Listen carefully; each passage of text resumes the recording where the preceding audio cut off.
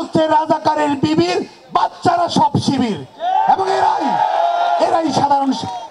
আজকে সাধারণ শিক্ষার্থীদেরকে ব্যবহার করে বাংলাদেশ ছাত্রলীগের নেতাকর্মীদের উপর গুলি চালিয়েছে। রাজাকারদের ফাঁদে যদি কেউ পড়েন আর ইস্যু ভিত্তিক আন্দোলনকে যদি ভিন্ন খাতে প্রবাহিত করার চেষ্টা কেউ করেন, তাহলে মনে রাখবেন, একদিন যাবে, 2 দিন যাবে, 3 দিন যাবে, 4 দিন যাবে, 5 দিনও যাবে, তারপরেও ছাত্রলীগ থাকবে। এবং তখন আমরা দেখে নেব কত ধানে কত চাল হয়, বাংলাদেশ ছাত্রলীগ দেখে নেবে। একই সঙ্গে আমরা বাংলাদেশের সকল সাধারণ শিক্ষার্থীকে শান্তিপূর্ণভাবে যৌক্তিক ইস্যুতে ইস্যু ভিত্তিক শান্তিপূর্ণ কর্মসূচি দেওয়ার জন্য আহ্বান আমরা জানাবো।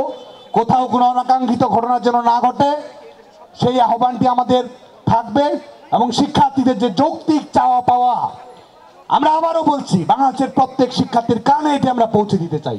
বাংলাদেশ ছাত্রলীগ যৌক্তিক সংস্কার চায়। যৌক্তিক সংস্কারের জন্য শিক্ষার্থীদেরকে আমরা সবচেয়ে গুরুত্বপূর্ণ মনে করেছি। সে কারণে তাদের মতামত চেয়েছি।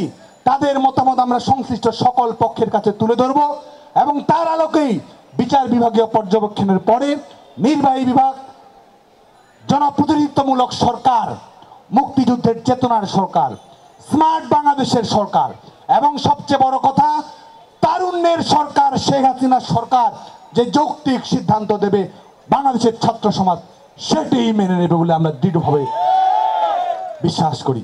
আজকে আমাদের এই আরেকটি বিষয় বলতে চাই যে আমাদের গতকালকেও আপনারা জানেন যে ছাত্রলীগের নেতাকর্মীদের উপরে কিভাবে পাশবিক দানবিক কর্মকাণ্ড পরিচালনা করা হয়েছে, আক্রমণ পরিচালনা করা হয়েছে। 5 শতাধিক ছাত্রলীগের নেতাকর্মী আজকে আহত হয়েছে, অনেকে শঙ্কাযুক্ত অবস্থার মধ্যে রয়েছে। আমাদের ধানমন্ডি থানা ছাত্রলীগের সাধারণ সম্পাদক, নিউ মার্কেট থানা ছাত্রলীগের সাধারণ সম্পাদক, তিনি গুলিবিদ্ধ হয়েছেন। বাংলা কলেজ ছাত্রলীগের কর্মী, তিনি গুলিবিদ্ধ হয়েছেন।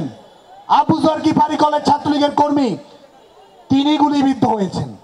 এই গুলিগুলো কারা করেছে? পলিটেকনিক ইনস্টিটিউট ছাত্রলীগের সভাপতি, তিনি গুলিবিদ্ধ হয়েছেন। কলাবাগান থানা ছাত্রলীগের সভাপতি, তিনি গুলিবিদ্ধ হয়েছেন। এই গুলিগুলো কারা করেছে?